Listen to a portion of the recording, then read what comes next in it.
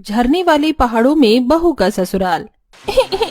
Mummy बचा लो mummy. Mummy बचा लो वरना मर जाएंगी। पापा दादी बुआ किसी को बुलाओ, हमें बचाओ मम्मी। मेरे बच्चों, मैं तुम्हें कुछ नहीं होने दूंगी, चिंता मत करो। हे भगवान, प्लीज मेरे बच्चों को बचा लो। आज जो भी कुछ हो रहा है, अगर कुछ भी गलत हुआ तो मैं कभी अपने आप को माफ नहीं कर पाऊंगी। आखिर क्या हुआ जिस कारण दोनों मासूम बच्चे पहाड़ों पर इतनी खतरनाक जगह पर फंस गए? क्या मजबूरी थी जिस कारण ससुराल वालों को पहाड़ों में झरनों के बीच घर बनाकर रहना पड़ रहा था? और क्या होगा आगे, चलिए देखते हैं। बहू बच्चों को बचाने की लाख कोशिश कर रही थी, वहीं अचानक से इतना दुखद मंजर देखकर एक पल को उसकी आंखों के सामने अतीत के कुछ लम्हे आ जाते हैं। फ्रेंड्स, चलो ना कहीं घूमने चलते हैं। वाटर पार्क चलें? इससे अच्छा ट्रैकिंग करने चलते हैं। पहाड़ों में झरनों के बीच कैसा रहेगा? भाई तो रहने दे, जब देखो तब पहाड़ों की बात करती है। मुझे तो ऊंचाई के नाम से ही डर लगता है। यार, पहाड़ के नाम से मुंह तो मत बनाओ। तुम लोग जहाँ बोलते हो मैं वहाँ जाती हूँ, है ना?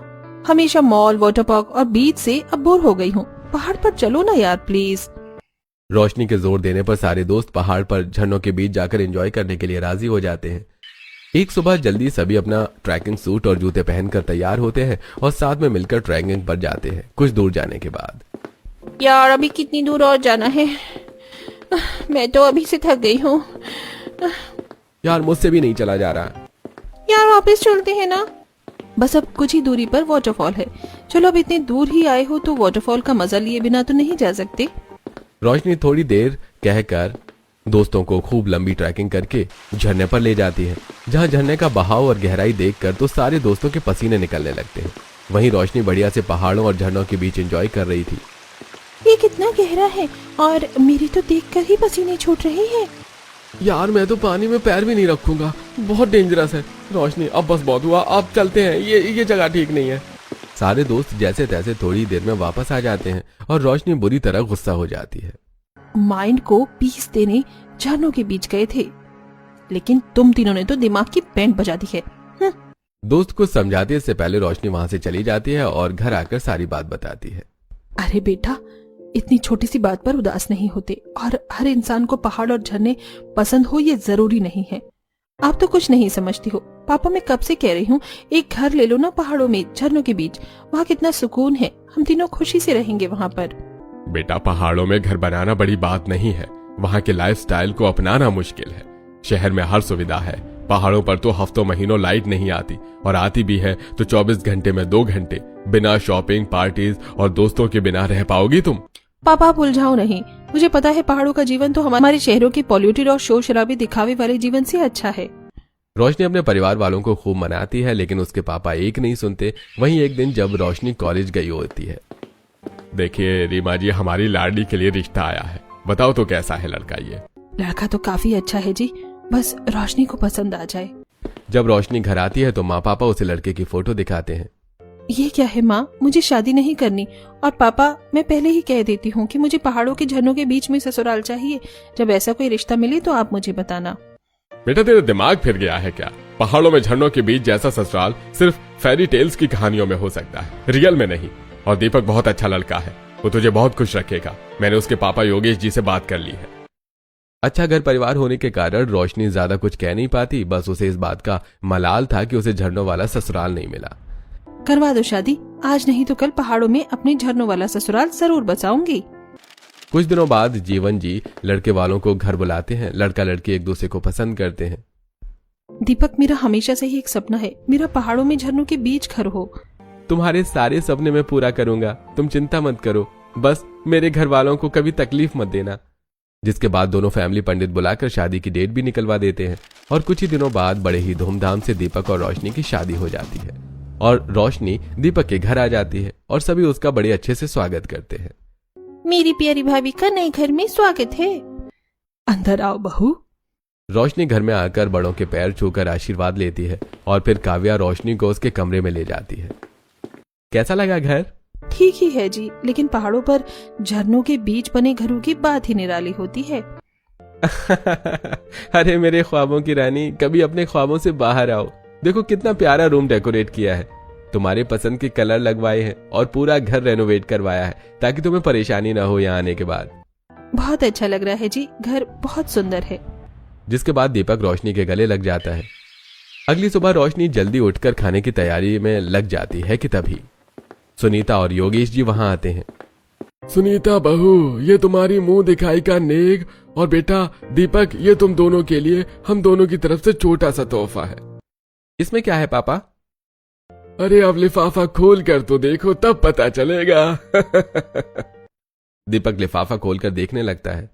मम्मी पापा ने आप दोनों के लिए हिमाचल की टिकट बुक की है, अब जाओ पहाड़ों में एंजॉय करो एक हफ्ता। रोशनी पहाड़ों के नाम से ही मन उछल पड़ती है। मुझे पता है बहू को पहाड़ों और झरनों से काफी लगाव है, इसलिए हमने सोचा हिमाचल बेस्ट रहेगा। क्यों योगेश जी? सही कहा आपने सुनीता जी। बेटा जल्दी जाओ, अब पैकिंग करो, शाम की फ्लाइट है। जिसके बाद रोशनी जल्दी जल्दी पैकिंग करती है और दोनों पति पत्नी हनीमून के लिए हिमाचल निकल जाते हैं। दोनों पहाड़ों की वादियों में खूब घूमते हैं, एंजॉय करते हैं, trekking, bungee jumping, drone photoshoot करवाकर अपने हनीमून को और खास बनाते हैं। और रोशनी और दीपक झरने पर भी खूब मजे करते हैं। ऐसे ही एक हफ्ता कैसे बीत जाता है पता ही नहीं चलता और रोशनी और दीपक वापस अपने घर आ जाते हैं। भाभी कैसा रहा आपका हनीमून? मुझे तो वहाँ से आने का मन ही नहीं कर रहा था, इतनी प्यारी जगह थी वो। मम्मी जी हम पहाड़ों में नहीं शिफ्ट हो सकते हैं क्या? बहू पूरी जिंदगी हनीमून थोड़ी ना मनाना है, अब तो गृहस्थी में भी आना है, और जब मन करे चली जाना पहाड़ों में, साल में एक बार तो जा ही सकते हैं। सही कहा सुनीता जी ने। अगली बार हम सब साथ जाएंगे। भाभी वैसे क्या क्या किया पहाड़ों में? ये देखो फोटोज, हमने बंजी जंपिंग की, ड्रोन फोटोशूट और वीडियो खिंचवाए, और भी बहुत सारी फन एक्टिविटीज की। सभी फोटोज देखते हुए फैमिली टाइम स्पेंड करते हैं। अगले दिन ही रोशनी घर के कामों में लग जाती है। वो सुबह उठकर पूजा पाठ करके सास ससुर के लिए चाय बनाती, नाश्ता तैयार करती और फिर पति और नंद की टिफिन तैयार करके सबके लिए खाना बनाती। एक दोपहर। बहू खाना बहुत अच्छा बना है, लेकिन पहाड़ जैसा नहीं बनता है ना माँ जी। बहू यहाँ पहाड़ों का कहाँ कंपैरिजन होगा। शहरों की लाइफ तो तुझे पता है कितनी हेक्टिक होती है, पॉल्यूशन से भरी होती है। हाँ माँ जी, इसलिए तो कह रही हूँ कि हम पहाड़ों में शिफ्ट हो जाते हैं, न पॉल्यूशन होगा न शोर शराबा, जब ज्यादा लोग नहीं तो ह्यूमिडिटी भी नहीं, और तो और स्वास्थ्य भी बेहतर होगा। बेटा सब ठीक है, लेकिन ऐसे सबको छोड़कर जाना तो पॉसिबल नहीं है ना। सुनीता जी पहाड़ों में जाने के लिए मना कर देती हैं। अब रोशनी आए दिन हर बात पर पहाड़ों का जिक्र करती और रात में रोज पति से भी पहाड़ों में जाने की जिद करती है। ऐसे ही 1 महीना 2 महीना ससुराल वाले नेग्लेक्ट करते हैं। बहू की जिद दिन व दिन बढ़ती जाती है। ऐसे ही 6 महीने बीत जाते हैं और रोशनी गर्भवती हो चुकी है। आई एम सो ग्लैड कि तुम मेरी जिंदगी में आई। फाइनली अब मैं पापा बनने वाला हूँ। लव यू जान और थैंक यू सो मच। दीपक रोशनी को गले से लगा लेता है। रोशनी, तुमने मुझे दुनिया की सबसे बड़ी खुशी दी है। तुम्हें जो चाहिए तुम मुझसे मांग सकती हो। मना तो नहीं करोगे? बिल्कुल नहीं मेरी जान, कहो तो सही। प्रॉमिस करो पहले। प्रॉमिस? अब तो बता दो कि क्या चाहिए मेरी जान को। दीपक हम हमेशा के लिए पहाड़ों में झरनों के पास रहने चलते हैं ना। अरे तुम पागल हो गई हो, ये पॉसिबल नहीं है। तुमने ही कहा अभी मैं जो मांगूंगी दोगे, तो फिर अब क्यों मना कर रहे हो? मुझे पहाड़ों में रहना है, मेरा बचपन से सपना था। वैसे भी पहाड़ों में हमारा बेबी भी अच्छा रहेगा। बेबी को वो सुख सुविधा नहीं मिलेगी यहाँ जो सब है। दीपक के लाख समझाने के बाद भी रोशनी नहीं मानती और अपनी जिद पर अड़ जाती है। इस बार जिद इतनी गहरी थी कि वो खाना पानी तक छोड़ देती है। भाभी पहाड़ों में रहना आसान नहीं है, जिद छोड़ दो। बहू तू जो कहेगी हम सब करेंगे, बस ये जिद छोड़ दे। खाना खा ले, बच्चे पर असर पड़ेगा। बेटा ऐसे जिद करने पर बच्चे पर बुरा असर पड़ेगा। बेटा तू अपने पापा जी की बात भी नहीं मानेगी क्या?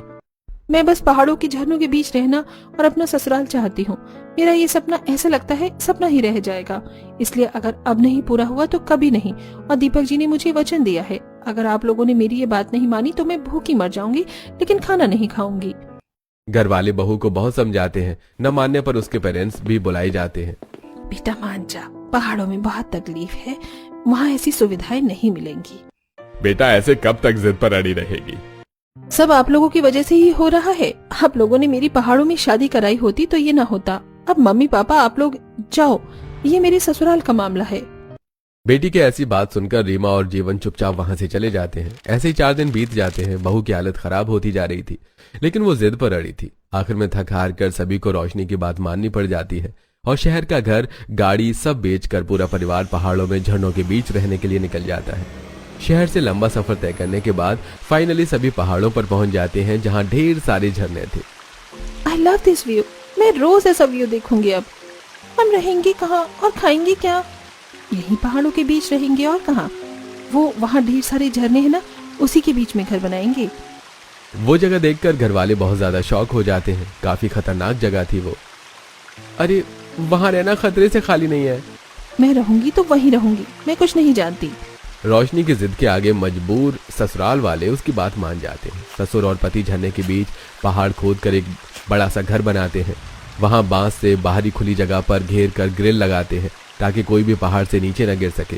घर के अंदर बढ़िया सी रसोई बनाई जाती है और एक साइड में दीपक वॉशरूम भी बनवाता है। रसोई और वॉशरूम तो ठीक है, रहने के लिए बेडरूम भी तो चाहिए, प्राइवेसी भी तो कुछ है। बहू मुझे इतनी फिक्र होती है इन सब चीजों की, तो हम आज यहाँ न होते। अगर एक और कमरा बना इस घर में तो पहाड़ में हम सब दब जाएंगे। कोई बात नहीं, मैं इतने में भी रह लूंगी। जिसके बाद रोशनी अपने सास के साथ मिलकर मिट्टी के बर्तन तैयार करती है और पानी भरने के लिए मटके भी बनाते हैं।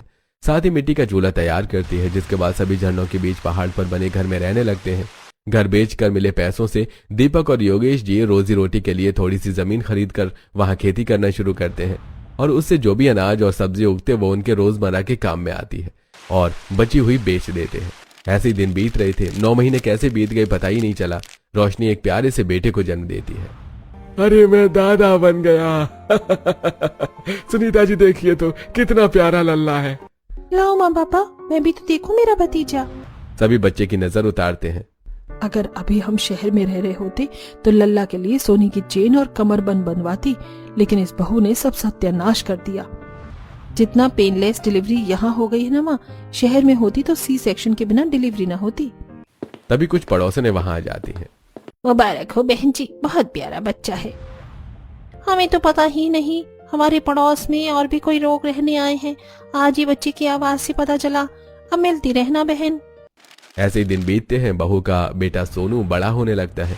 अब रोशनी को पहाड़ों का स्ट्रगल समझ में आने लगता है। उसे सब्जी लाने के लिए नीचे खेतों में जाना पड़ता, जो कि था तो 100 मीटर, लेकिन गोल घुमावदार रास्तों से उतरने में खेत का रास्ता 2 किलोमीटर हो जाता था। ऐसे ही काव्या को भी कॉलेज जाने में काफी दिक्कत होती थी। पहाड़ों में रहने के कारण घर में हफ्तों तक लाइट नहीं रहती थी। रोशनी को चूल्हे की आग के उजाले और धुएं में खाना बनाना पड़ता था, जिससे उसकी आंखों पर असर पड़ता था और रात में आंख में जलन होती। मैंने पहले ही कहा था कि पहाड़ों में बहुत दिक्कतें हैं, लेकिन तुमने एक नहीं सुनी। अब भोगो। जब पहाड़ों की मजे चाहिए तो थोड़ा सा स्ट्रगल तो करना ही पड़ेगा। मतलब रोशनी को अभी भी अकल नहीं आई। कुछ दिन और बीतते हैं। सोनू 3 साल का होता है और रोशनी एक बार फिर से गर्भवती होती है। एक नन्हा बच्चा पहले से था और एक पेट में, जिस कारण इस बार बहू की तबीयत बिगड़ जाती है और डॉक्टर बहुत दूर होने के कारण वो पहाड़ों पर उगने वाली जड़ी बूटियों का ही सेवन करती है। बहू की तबीयत बिगड़ती ही जा रही है। माँ जी चिंता न करो, मैं ठीक हो जाऊंगी। देखो ना, यहाँ झरनों के बीच पहाड़ पर घर बनाने के बाद हम सबकी तबीयत सुधर गई है। और जो तेरी तबीयत बिगड़ी है बहू, उसका क्या? मैं भी ठीक हो जाऊंगी पापा जी, चिंता न करो। मैं भी बाहर से दवा लेकर आती हूँ। मम्मी मैं भी चलूंगा, मुझे भी लेकर चलो। सोनू की जिद पर रोशनी सोनू को भी खेतों की तरफ लेकर जा रही होती है। अचानक से उसका पैर फिसल जाता है और वो गिर जाती है। तभी दीपक वहां आ जाता है। उसे उठाकर घर पर एक चारपाई पर लेटाते हैं। वहीं पहाड़ पर झरने के आसपास रहने वाली सारी औरतें वहां आ जाती हैं और दाई भी। दाई माँ मेरी बहू को बचा लीजिए, देखिए ना क्या हो गया मेरी बच्ची को। चिंता ना करो, सब सही होगा, बच्चा ठीक है, बस डिलीवरी जल्दी करवानी होगी।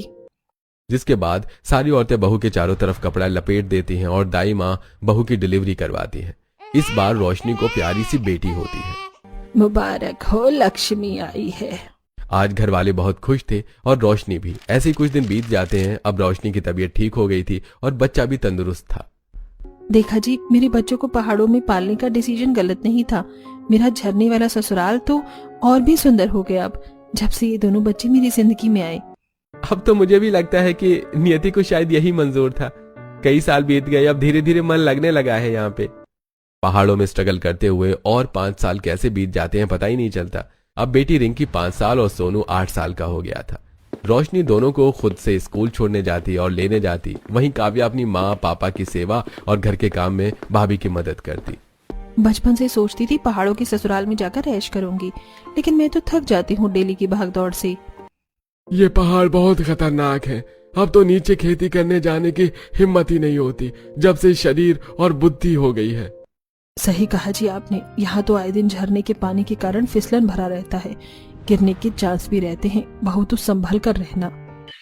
एक दिन जब दीपक काम से लौट रहा होता है तो देखता है कि झरनों के पास बना एक घर झरने के पानी में बह गया।